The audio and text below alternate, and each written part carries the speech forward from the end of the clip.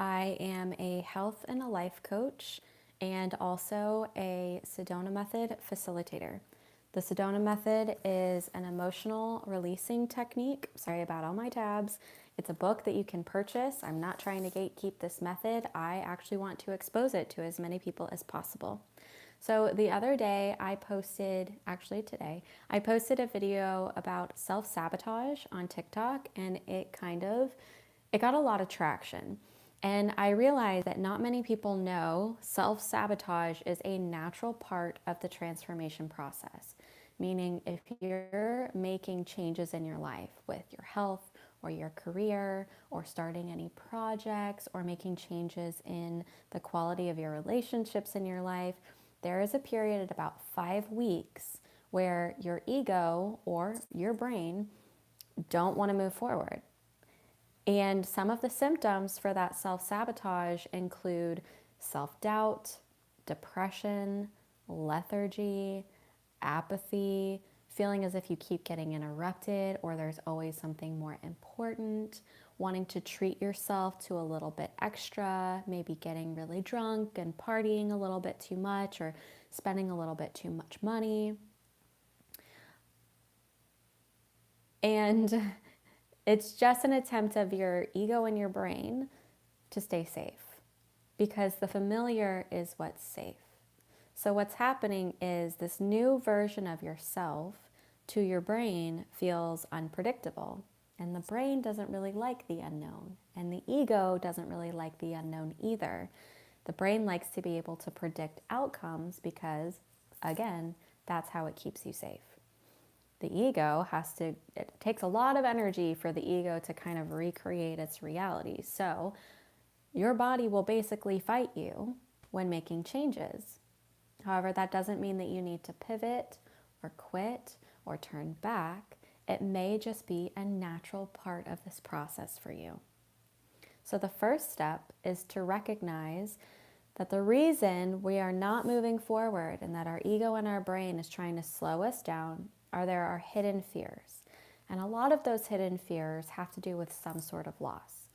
It's usually related to a loss of identity. I don't know who I will be when I become this new person. I don't know what my daily routine is going to look like. I don't know what my coping strategies are going to look like.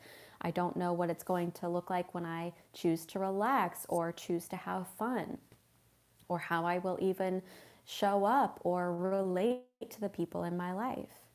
It could also be a fear of loss of control or a loss of time, because sometimes our goals require hard work that most of us would rather avoid and just keep things the same.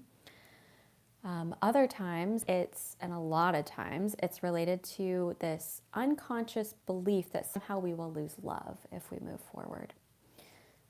When we make changes in our life, we often all of our relationships have to change.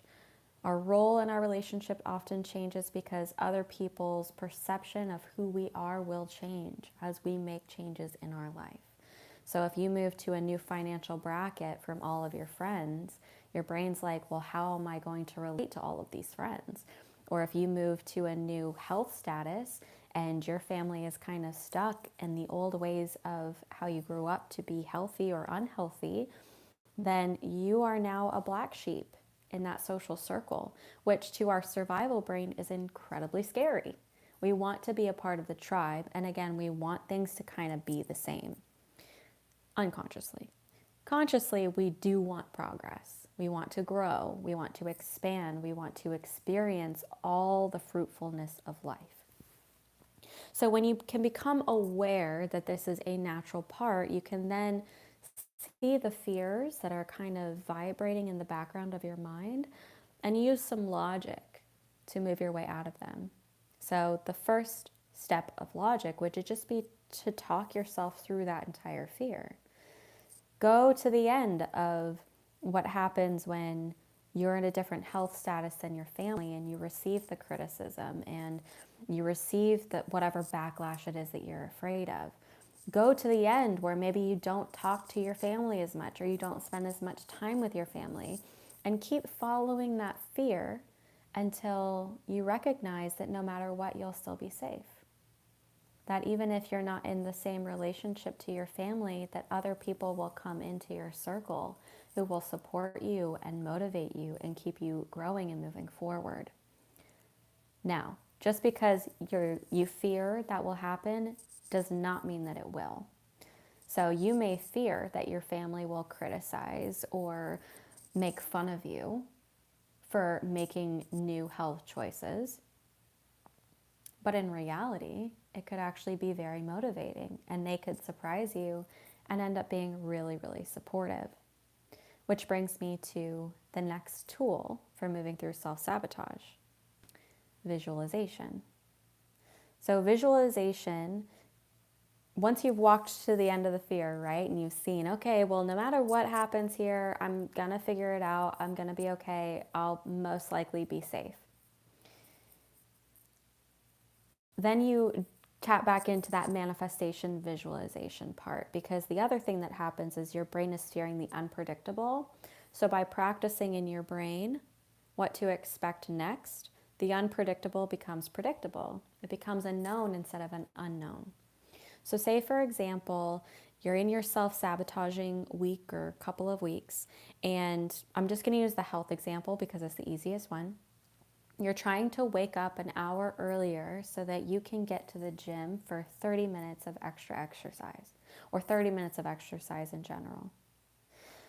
But and it starts out great, right? You're going, you're feeling really good, and then all of a sudden this week comes up and you keep hitting the snooze button. So you can mentally rehearse, it's called mental rehearsal, that moment when that alarm is going off, and instead of pressing the snooze button, you practice waking up, opening your eyes, and immediately putting your feet to the floor. You practice turning off the alarm, stretching immediately, like whatever that routine is that you want to incorporate, you walk your brain through it step by step by step. And you keep practicing that nightly before you go to bed. And it kind of works like magic. If your brain is fearing further future things, like you notice that you don't know how you're going to show up in social situations this summer when you're making new healthy choices. So you go to that moment that you fear and walk through the end of the fear, but you strategize your options and choices that you can make in that moment. So for example, 4th of July, it's a social situation in which there's a lot of drinking and a lot of junk food, but that's not what you want to do. You mentally rehearse not only the choices that you'll make, but also how it feels. So you rehearse the confidence that you feel. You rehearse the comfortability that you feel talking to other people. You rehearse the humor that you still have access to in that social situation without the overindulgence. And then you walk it to the very end of the day and even into the next day when you go to sleep and you're not passing out or you're not overly full, you're not feeling that shame. But it's not practicing what you're not feeling, it's recognizing what you are feeling. So you fill your body with that sense of happiness. You fill your body with that sense of accomplishment or internal peace and acceptance. The third part to this is an optional tool called the advantages and the disadvantages process. And this is straight out of the Sedona method. But often what holds us back or kind of keeps us in the same spot is we have unacknowledged or unknown attachments and aversions. We have comfort points. So the advantages and the disadvantages process is making a list of of one advantage and then one disadvantage to having what you want. So one advantage of being healthier would be feeling better in your skin. And then you check, is that related to wanting control, wanting approval, wanting security or safety, or separation or oneness? And you actively let go of any of those wants. And then you move to the disadvantages. What's a disadvantage of becoming healthier? Maybe the disadvantage is you feel like you're missing out on some of your favorite foods. And you check to see, is that related to wanting control or wanting to be controlled? or wanting approval, or wanting disapproval, or wanting security, or wanting insecurity, wanting separation, or wanting oneness. And again, you actively release on any of those wants that come up. It's best to do this process with at least 9 in each column, but whenever you can think about it, go ahead and go for it.